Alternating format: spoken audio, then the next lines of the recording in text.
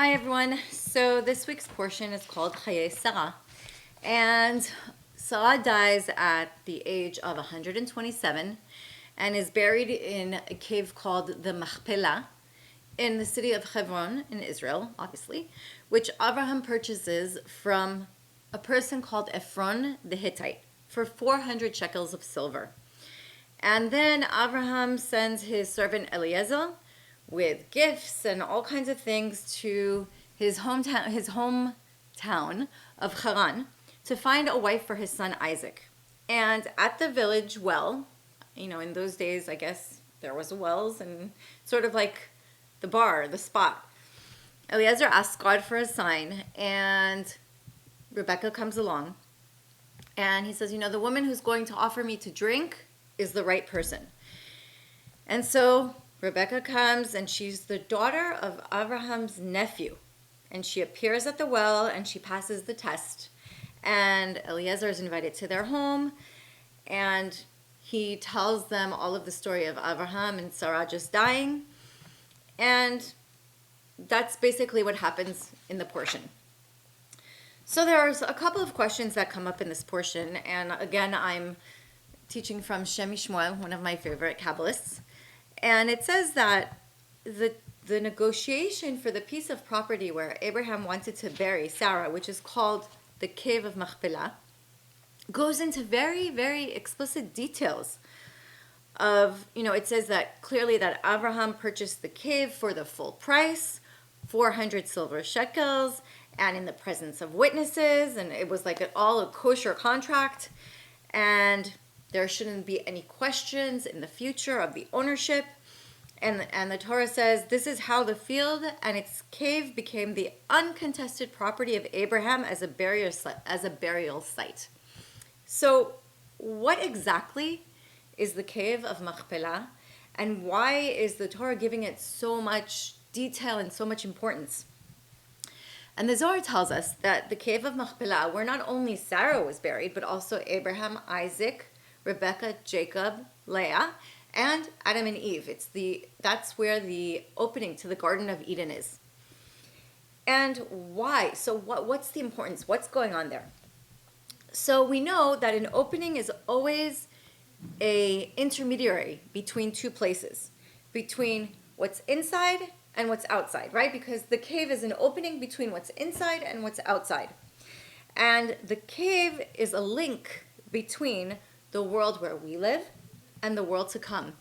And this is where the souls go for spiritual reward after they depart from their body. All souls go through that place. The cave of Machpelah unites our lower physical world with the higher spiritual worlds. And anyone who is buried there has basically a double reward in this physical world and in the world to come. So Shem Shmuel explains that as human beings, we were created obviously with a body and a soul. And we are there to unite the upper and the lower worlds. That's why we have the body, which is the physical world, and the soul, which is the upper world, the spiritual world. And when we use our bodies to follow spirituality, to follow our spiritual intellect, then we obviously succeed in joining the body and the soul. We don't fall into those physical things. So every facet of our personality is united and is working together in harmony. And in this way, we succeed in joining the physical universe with the spiritual counterpart of it. And that's what our patriarchs and matriarchs did. So the cave of the Machpelah, where they are buried in Hebron, and for this reason, they're actually called the sleepers of Hebron. It doesn't say that they're dead and they're buried there. It says that they're sleeping there. First of all, the word Hebron comes from the word in Hebrew, chibur, which is unite, uniting the upper world and the lower world. And why does it say the sleepers of Hebron? Because their bodies and soul are not separated from each other. They're actually there. They actually exist. And they're asleep, maintaining a connection between their body and soul. If anyone's ever been there, we used to go before the corona almost every year, and it's an amazing place where you can feel all the energy. So the Zohar tells us that Abraham and Sarah were like the soul and the body. Each one of them had their own task, their own job in this world. Avram's approach was to reveal the Creator from above to below. His job was to bring kindness into the world, but bringing it down from above. Sarah's approach was to inject the women with a desire and a yearning for the Creator, and that way they would be able to follow the Creator. So she worked from below to above. Her service of the Creator was from below to above. And what they both had in common was that they both wanted to spread spirituality. They both wanted to spread the importance of believing in the Creator. So Shem Shmuel says that the cave of the Machpelah is the place where our prayers basically go to and then go up in heaven, from below to above. And what we can learn here is that the cave of the Machpelah is really more connected with Sarah, because Sarah's service of the Creator was from below to above. And actually, all her life, Sarah worked to join the lower world to the upper spiritual worlds. And that's why the cave of the Machpelah was actually bought in her marriage. She was the first one to be buried there. So I know that some of you have been there. And if you understand that the prayers, our prayers there go from below to above. When we go there, we pray and we ask for help from the matriarchs and patriarchs.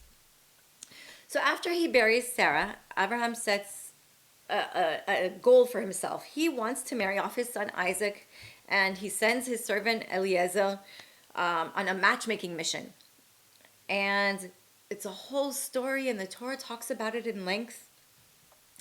And we have to wonder, why does the Torah devote so much space to the details of the matchmaker's job and how many camels he was taking and kind of engagement gifts, and even repeats the story of identifying Rebecca by her willingness to give water to him and to the camels, of course. And we also wonder why finding a match for Isaac really required so much effort, because if you think about it, Abraham was rich and famous. He was considered like a king among the people of the world.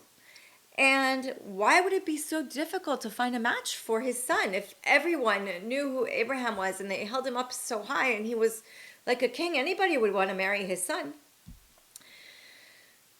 And the most puzzling thing actually of all is that Eliezer's prayer for success, he asks God to help him in his mission finding a match for Isaac.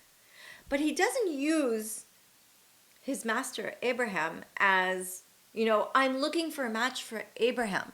Because if he said, I'm looking for a match for Abraham, obviously Abraham being so righteous, he would have his prayers answered. So why did he actually prefer to say that he's asking for success on his mission? And here Rabbi Isaac Luria gives us something that can help us understand this question. And he says the highest souls are sent down to this world and are manifested in the lowest places. It's sort of like you can find the best diamonds deep, deep in the earth. And the highest souls are capable of revealing the most godliness in the world, and they're usually placed in the most darkest places. What does that mean?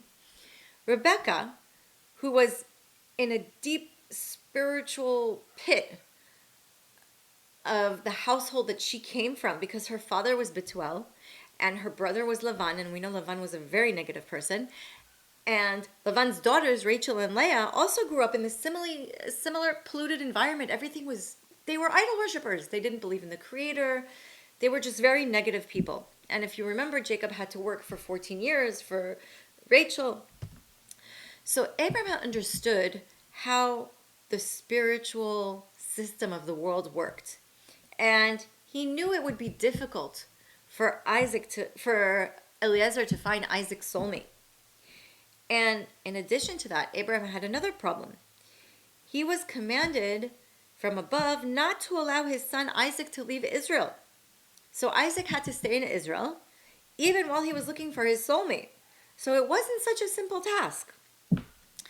So Avram came to the conclusion that there was nothing to do except for pray and ask the Creator for help. And even though in general one should of course always pray to the Creator, we should of course also make the effort. We can't just expect the Creator to answer our prayers without making the effort.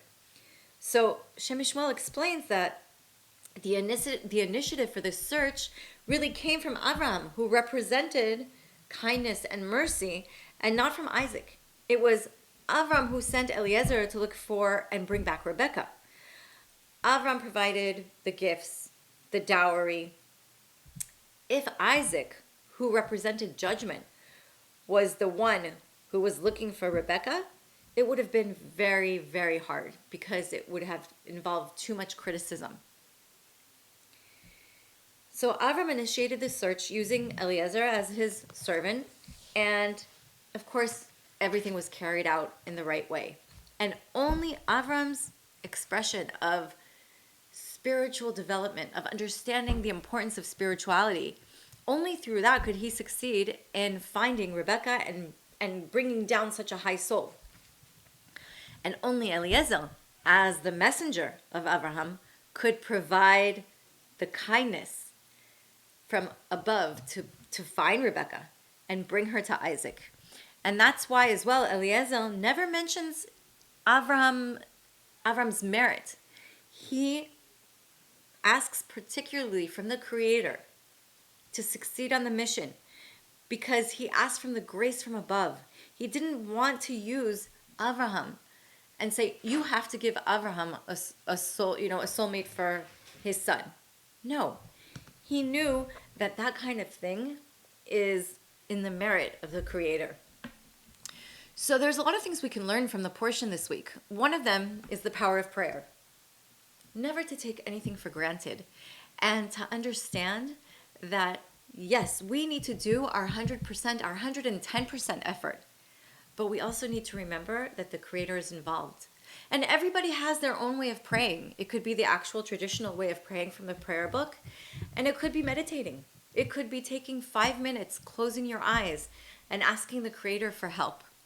But from a place that, no, I need help for money.